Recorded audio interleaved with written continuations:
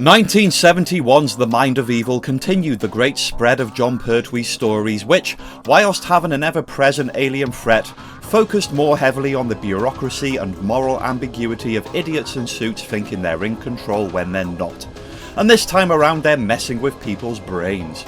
This serial has a great deal of subtext, some memorable performances, plenty of scraps, an angry machine, and somewhere in the mix of all of this, a bit of a dragon for a minute. There's a lot of fun to be found in The Mind of Evil.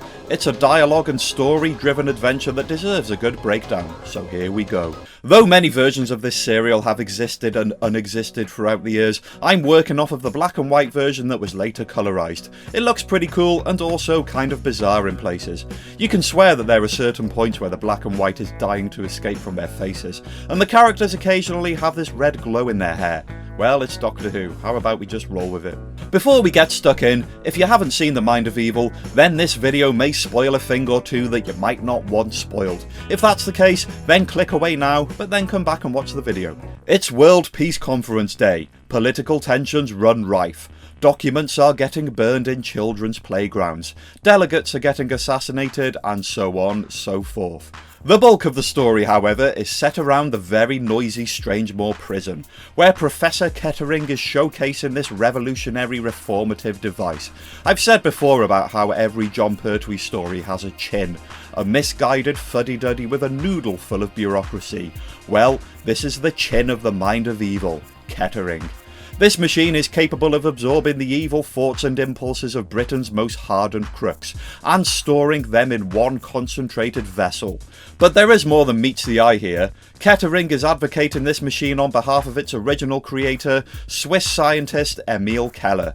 And if you want a more accurate description of the Swiss scientist Emil Keller, take away Swiss, replace it with Gallifreyan, take away scientist, replace it with Time Lord, and take away Emil Keller and replace it with Harold Sachs. Sorry, wrong era. It's the Master, and he's in his A game in this one. Hypnosis? Check. Plan to overthrow Earth? Check. Disguise that looks just exactly like his face, so there's not really any point? Check. The Master appears to have two plans running simultaneous. One is to feed the malignant parasite working the controls of this machine, and the other is to use this nerve gas missile to blow up the World Peace Conference, thus plunging the Earth into a war-torn ruin that he can then rule. Though there's a chance that he might be out of his depth with the former, I'm not really convinced that he's fully in control here. It doesn't look like it there, does it? This cursed device can do a lot more than absorb people's thoughts. I like to think of it as a sort of weird psychic Dalek. Before it acquires the ability to teleport, and kill its opponents by doing whatever that is, its favoured method of attack is to dispatch you via your own worst fears. Kettering fears water, so he drowns, not the best chin. This guy's terrified of rats, so he gets scratched to death.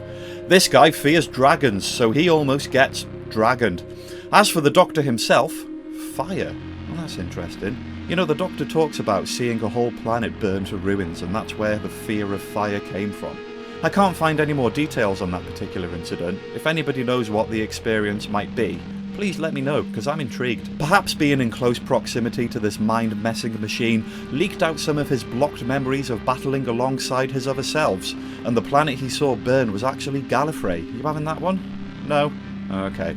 Well, here's a medley of classic monsters. That's a lot less mysterious, straightforward. As for the Master's biggest fear, it's Wurzel Gummidge dressed as a dandy, and quite rightly so, because there's no stopping this dandy. There's the prison, there's him waving. They say satisfactorily, he says satisfactorily be blowed. The Doctor is a bona fide showstopper in this serial, a sarcastic, disruptive, morally driven, culturally adept Superman. Case in point, this scene with the Master, where he escapes by tipping over a glass of water, then tipping over the entire table so the water causes the Master to slip on the floor before he can gather his bearings. Genius. And there are a few other good exchanges with him and the Master too. For example, the Master wires him up to this machine which almost kills the Doctor, and the Master appears, well, genuinely concerned about that. The undertone of friendship between these two enemies is explored with a lot more depth than the terror of the Auton's predecessor, and it adds a great dimension to this story. From start to finish, the Doctor is offering zero respect to anybody involved in this ridiculous project, and it's a very satisfying experience being on side with him. Speaking of on side, we need to talk about Jo Grant. Oh boy. I love Jo. She was the ultimate puppy dog companion. Friendly, optimistic, loyal, and yeah, the writers did press the damsel in distress button on her on a few occasions, but in this story, she is an absolute badass. The amount of burly male prison inmates that she attacks and intimidates in this adventure is unreal. Look at her seizing this gun and brandishing it willy-nilly. Don't shoot. And when she smacks a tray in this guy's face, she takes out this dude by falling backwards up a staircase against him. She also really looks after the Doctor in his more desperate moments. All compassion and zero selfishness. Jo Grant is on top form here. It's no wonder she's remembered as one of the greats. As the machine runs amok and the prisoners break out and the Master has his wicked way, and if you're looking to start a prison riot, get the Master to do it for you. Oh my gosh. The Doctor is going to need all the help he can get, and look who is here to save the day whilst making it more difficult at the same time. The Chosen Chimp is proud to introduce a new regular feature, Unit Doing Stuff. Today, transporting an illegal missile. Yeah, you're off to a great start in this serial unit. Sergeant Benton arrives in the adventure for what can only be a good 30 seconds before he's already unconscious and with his head stuck in a fence. Now he's fallen over. I swear that sometimes they only put Benton in these adventures to make Captain Yates look good, who can currently be found embarrassing himself and everyone around him by referring to Chinese Army Captain Chin Lee, and I quote, as quite a dolly.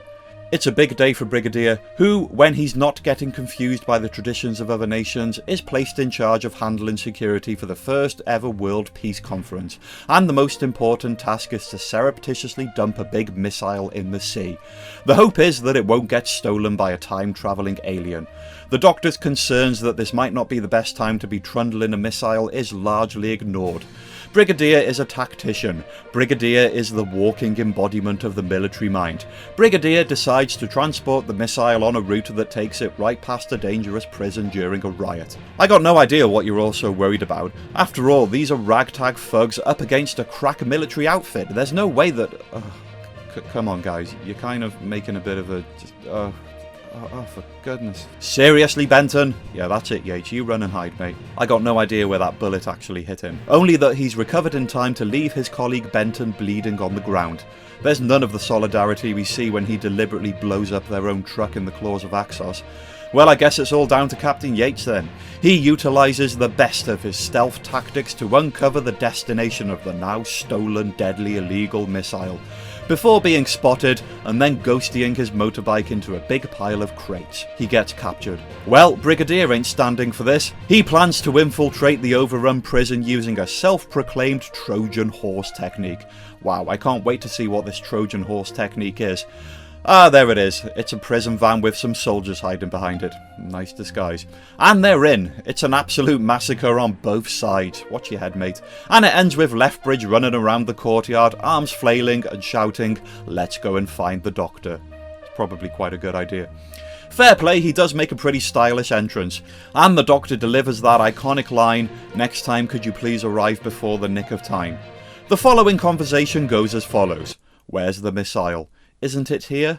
No. At the closure of this story, the machine has gone so out of control that the Doctor attempts to snare it with an electric lasso, which only maddens the infernal device and the creature inside of it. Wow, look at it. It's up to Barnum, the prisoner, who has now been brainwashed into a permanent childlike state of innocence, and therefore immune to the device's powers, to transport it to the scene of the launch, where the Master is enjoying a nice cigar and grinning cheesily to himself. They can then use it to send the Master into a wobbler while they hit the abort switch. And when I say abort, I mean blow it up. The Master does, however, nab the Doctor's dematerialization circuit, and if you're wondering how that worked out for him in the long run, yeah. So I guess The Mind of Evil is a pretty good example of when the monster is only a fleeting backdrop of a more character-driven story, and with such a strong supporting cast ever present in Series 8 of Doctor Who, now was the time to do it. Peace, compassion, forgiveness, and wisdom rule the roost, and anything less than that is proven to embarrass itself. I like that. What other Doctor Who stuff would you like to hear me talk about? Sound off in the comments, and don't forget to hit subscribe. Have a good one.